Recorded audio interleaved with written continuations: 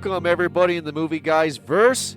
This is Jordan here, part of Movie Guys Podcast. We wanted to say thank you so much for downloading this most recent episode. If you don't know what Movie Guys Podcast is, we are a new movie review show that is updated weekly. You can check us out at movieguyspodcast.com and also movieguyspodcast.podbean.com. Sit back and enjoy the show.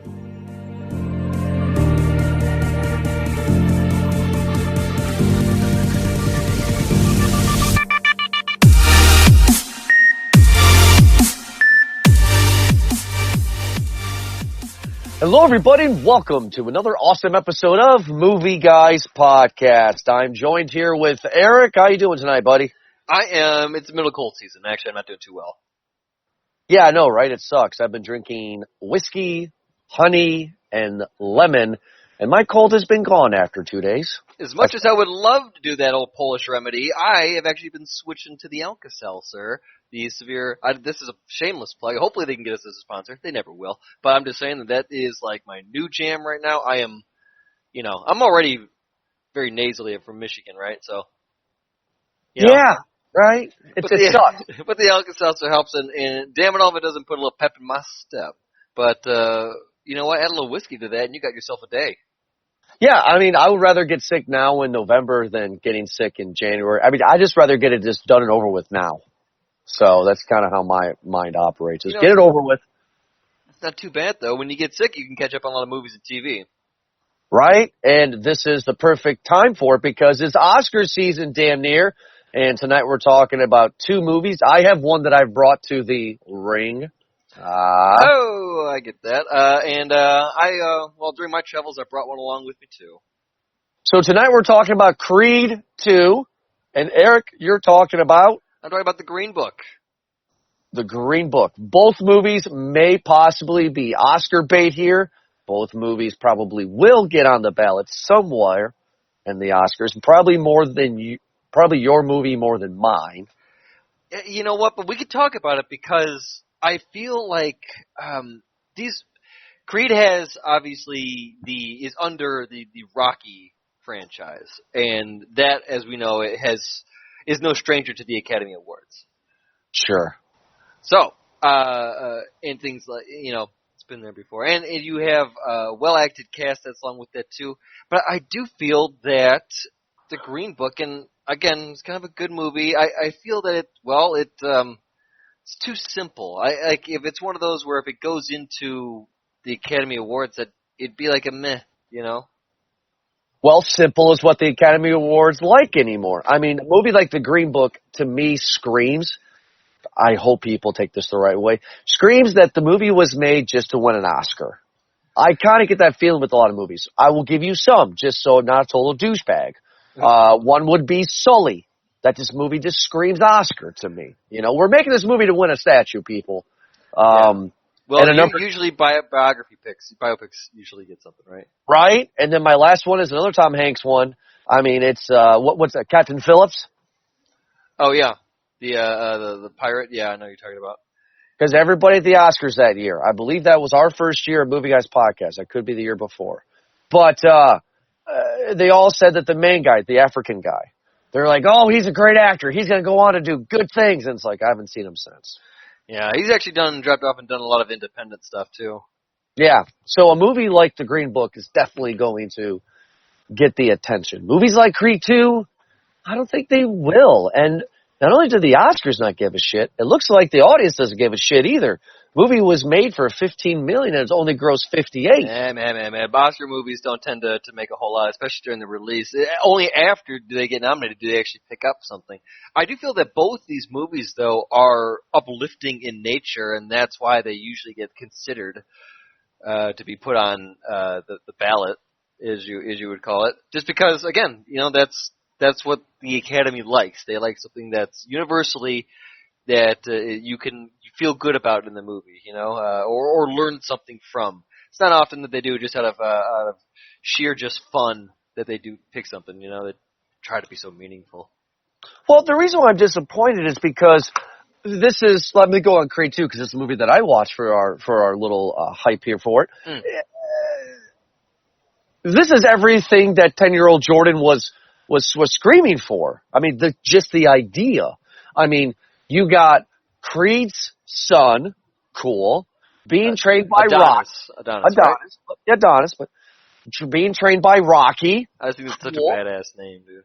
Right? Yeah. And then the second movie, not the third, not the fourth, the second movie is we're pretty much going to remake the fourth one and have Adonis versus Victor, which is, Ivan's son from Rocky IV. Right. Come the fuck on. This is son versus son. The father killed the father 30 years ago. This should be the biggest movie of the year, but it's not. Well, it's a sequel. That's a big part of it too, right? But Creed 1 was critically loved. It made a lot of money for what it was. I'm just thinking the concept, right, Eric? I'm totally with you. Like, this is built up actually like an actual heavyweight fight. This is light heavyweight, right? Yeah. But it's built up like an actual fight. Like, it's selling the card really well. You got son versus son. And you have a different director, though, right? Isn't this a different?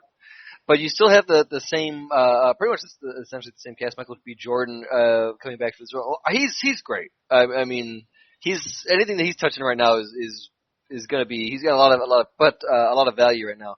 But then you have all the classics, like Sly is back in this one, right? Yep. I would hope, obviously, that Dolph Lundgren is going to show up in here too. Yes. Yeah. So, and then you have probably a whole bunch of new blood with either Rocky's family or Drago's family, and just people kind of intermittently just going in there too. Do they have Brigitte Nielsen in here? Brigitte Nielsen? No. No. No. No Mama Drago. No Mama Drago. But I mean, like, it's a very interesting story. I mean, it's a very simple story. Ivan Drago for the past 33 years has been ashamed for what happened against Rocky. He has beat his son to a pulp, physically and mentally, to become this killing machine like he was 33 years prior. And eventually they get their chance to fight. And I mean, that's the easiest way I can say it. It's what you wanted. I just don't get it. I just don't get why the audience didn't flock to this. This is a great Thanksgiving movie. I'm just surprised.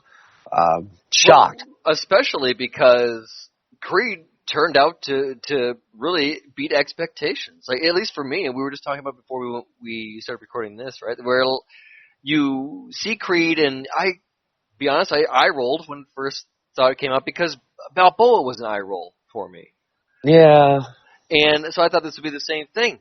I was happily surprised and wrong that Ryan Coogler, the director, and Michael B. Jordan, like, that team is doing really good. The Creed was awesome. I liked it a lot, and so I would hope that Creed 2 would deliver just as much, just because it's starting like a new book. It's like a new branch of the tree. It's actually, I don't know, I like it a lot, and it seems like it's getting great reviews, like, critically. No, critically it is. I mean, Creed would be a la Lord of the Rings to Rocky's Hobbit. Sure. And the first Creed was made for $35 million, and it grossed $173 million, and it was released on November 25th of 2015. So, actually just 1 month before Movie Guys Podcast started. So, I just don't get why this movie is not doing it. I guess everybody wanted to go see Wreck-It Ralph. That a lot of big competition. It's holidays too, and sometimes you have a movie that comes out to see with the kids, like a Wreck-It Ralph, or this movie that you wanted to go see with, I don't know, like your mom or your grandma. Maybe probably that was probably the Green Book. Or you go see someone with your dad and the brother. Creed 2. So there was this kind of a little slice for everybody here, and I think if it had a little bit more time, or maybe even a different week, probably would have done better. But I mean, this is holiday weekend, and for it to do as well as it did on a holiday week, I'm happy for it. It opened with 66, right? Second place. Not bad, but I'm just shocked. You wanted it to be a little bit more, right? Yeah, sure.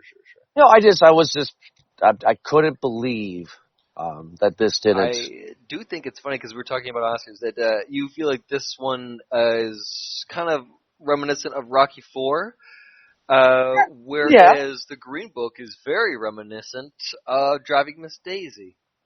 Right? Let's talk about the Green Book here. Tell me all about it. Because it's directed by Peter Farrelly, which I would not suspect is a director of a serious drama. So I did some research about this too, because I really didn't know much or anything really about the story itself, but it is based on the true story of Dr. Don Shirley, who is just an amazing pianist who tours with something called the Don Shirley Trio. Kind of around the 60s, 50s and 60s is when he really made his mark.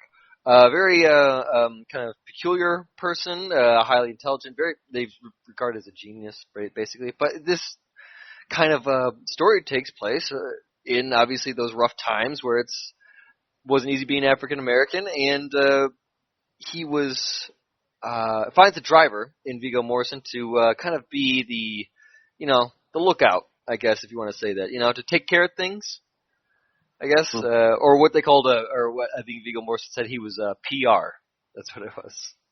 He's public relations, basically, and to kind of make sure that nothing gets out of control, type of thing.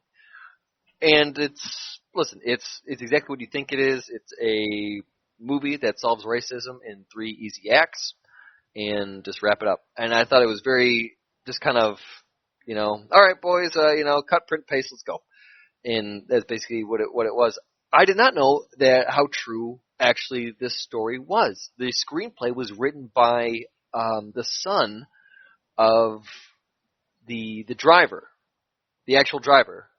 Oh, really? Yeah, so the guy whose name was Frank Tony Anthony Villalaga, and he goes by Tony Lip, known for his name, or to kind of talk his way out of things. Smooth talker, fast talker. Sure. New York Bronx guy. Hey, forget about it. Ton of that type of guy, right? Mm-hmm. Never has gone outside of the Bronx, exactly the stereotype that you think it is. But yeah, upon reading more about this, his son, Nick, apparently had done this story, had been holding on to this story since the 80s. And he had told his dad and his dad and Don Shirley were still very good friends up until their deaths in 2013, I think it was, not too long ago, right? Mm-hmm. And they remained friends for this entire time, and so his son, Nick, was able to interview and talk with them and get a lot of these details and ultimately give them the final product of what you see right here and say, is this good? And they both gave them the thumbs up. They said, yeah, this is top notch, this is true. The thing about Don Shirley, though, is that after he said that, he said, listen, I'm cool with this, I'm cool with you publishing this, no problem, everything is the truth, but you have to wait until I die. That was his one request. Really? So, and Nick had been holding on to the story since the 80s. And so, obviously, when he died in 2013, which, by the way, they both died, I think, 5 months within each other.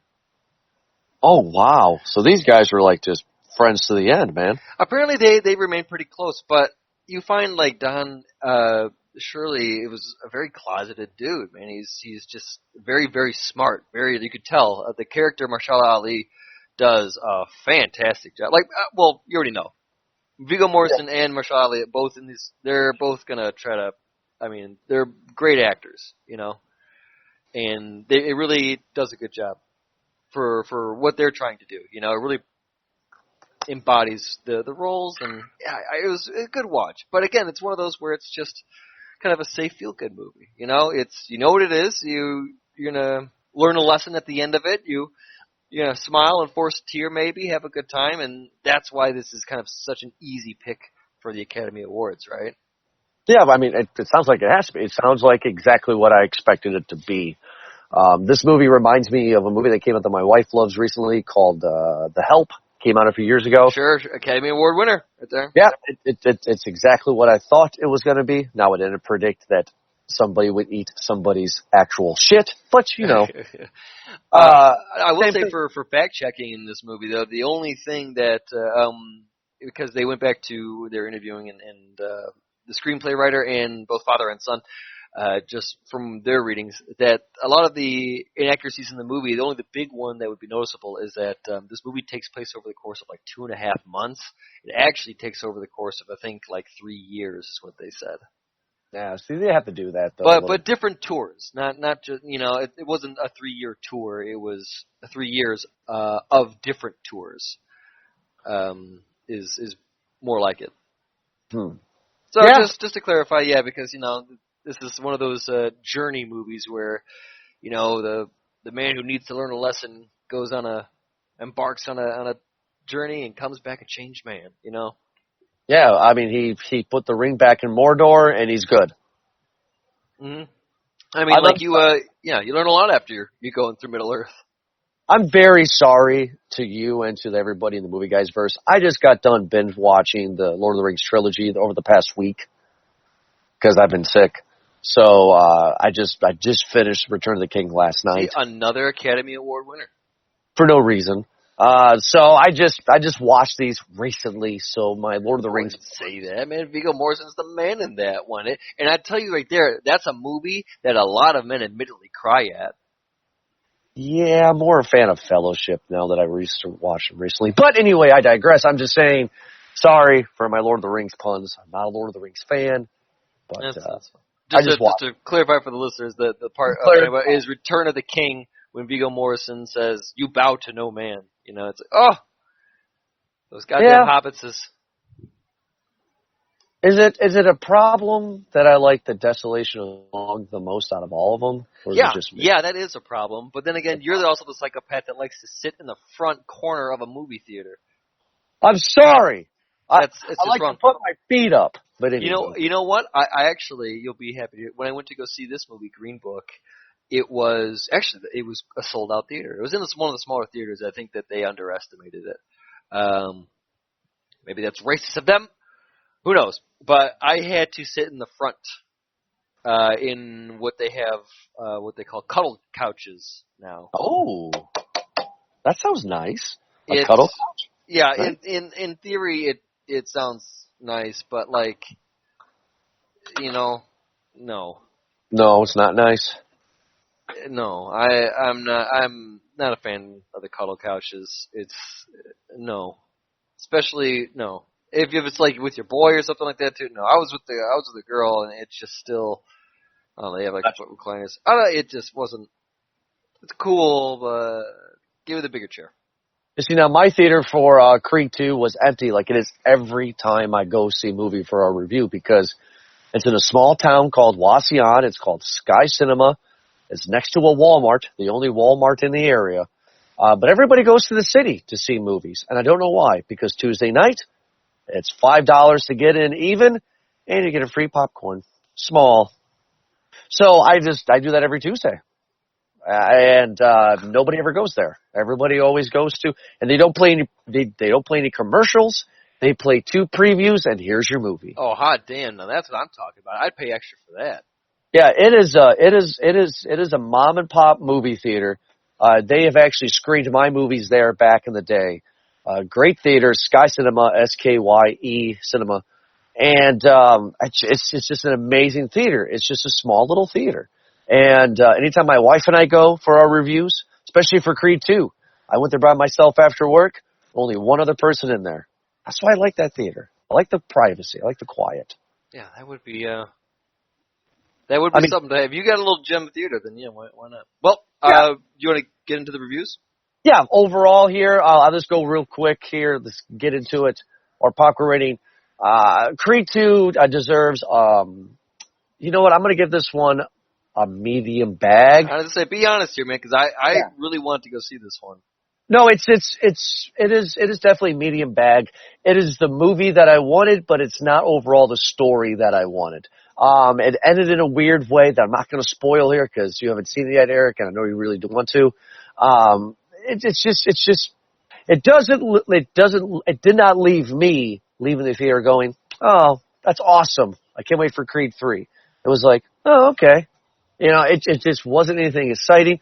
Michael B. Jordan was great in it. Sylvester Stallone was great in it. There were great actors in it. Dolph Lundgren was not a great actor. Of course, he never was, but it was like, hey, Ivan, that's awesome. That's all You it know? is, right? Yeah. Yeah, just like you did when you saw the Expendable movies. Oh, Schwarzenegger. Cool. Well, there he is. Yeah, I mean, other than that, he didn't add anything to me. He didn't wow me. Dolph Lundgren didn't. But overall medium bag. Eric, how about you? What do we give the Green Book? It's like I enjoyed all parts of this movie, but I feel like giving it a large bag is just, I feel like it's giving it too much. I mean, I don't know, it's somewhere around, it's just medium with lots of butter then, maybe. I'll just say that.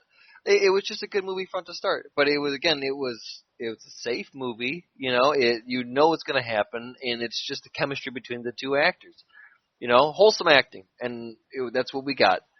A little bit of white guilt in there, powerful, heartwarming moments. Everything was great. A little tear at the end. It's exactly what you think it is. So for that part, I think it's just, I'm only giving it medium with some butter because I feel like it's too safe of a movie. But again, like, this is based on a very true story, and it seemed to have the approval of everyone involved with it, whose lives it's based off of. So I feel like it should be more, but I really enjoyed it. I guess I'm on the fence between there. I want to give it a large bag just because the music, I think, is what set me off. Because this Don Shirley does a little bit more classically trained piano, jazzy, kind of three finger set type of thing, and it's just really it's good, and they do a really good job of the music too. So that one is really catchy. I'll stay with the large just because of the music. How about that? Large or medium? I'm gonna go large just because good acting, good music, and got me to smile at the end, and because it's a true story. That's why I kind of have to stick with those. If this was kind of like another cheesy, I might have go with easy or medium bag, but no, because of its accolades, I'll go with a large bag. All right, fair enough. Well, fans, thank you so much for listening to this episode of Movie Guys Podcast. The year's almost over with. The next time you hear us will be December, only one more month away. We're going to be changing it up here a little bit. We're going back to a retrospective series, fans. We're going to be starting with The Thing retrospective. We're going to be doing episode 1 with The Thing from John Carpenter's 1982 The Thing. And then we're going to do the prequel, the 2011 prequel to The Thing, which Eric and I have never seen. I'm a big fan of The Thing. Everybody knows here my love of Alien. Number 2 would be The Thing. So I'm really excited to see this prequel that I've never seen before. And I'm excited to talk to these guys about it. And after The Thing retrospective series, we'll be coming for our Movie Guys Podcast 3rd year special. Make sure to go to movieguyspodcast.com or movieguyspodcast.podbean.com to cast your vote for the films that we have reviewed on what you feel is the best, the worst film of the year. Also, download this episode and many others on movieguyspodcast.com, movieguyspodbean.com.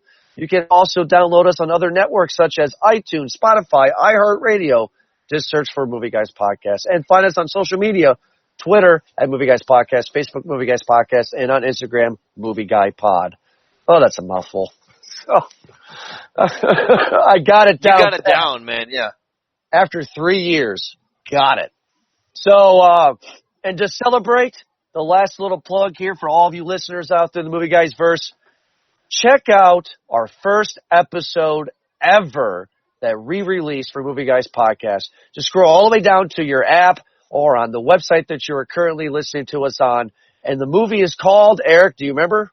What movie are you talking about? Howl. H-O-W-L. Our first one? What, that was our first one ever released. Yep. Oh my goodness, I do remember Howl. They made a sequel of that, right? I don't know, but now I'm excited if that's true. It's the werewolves attacking a train movie. And the reason why I'm telling everybody to check out that episode, because just to see how far we've come. And also to celebrate our 3rd year doing Movie Guys Podcast. So check out our first episode ever, again, at movieguyspodcast.com. All right, Eric, thank you so much for talking with me, buddy. And I will talk to you, everybody, next week for another episode of Movie Guys Podcast. Have a good night.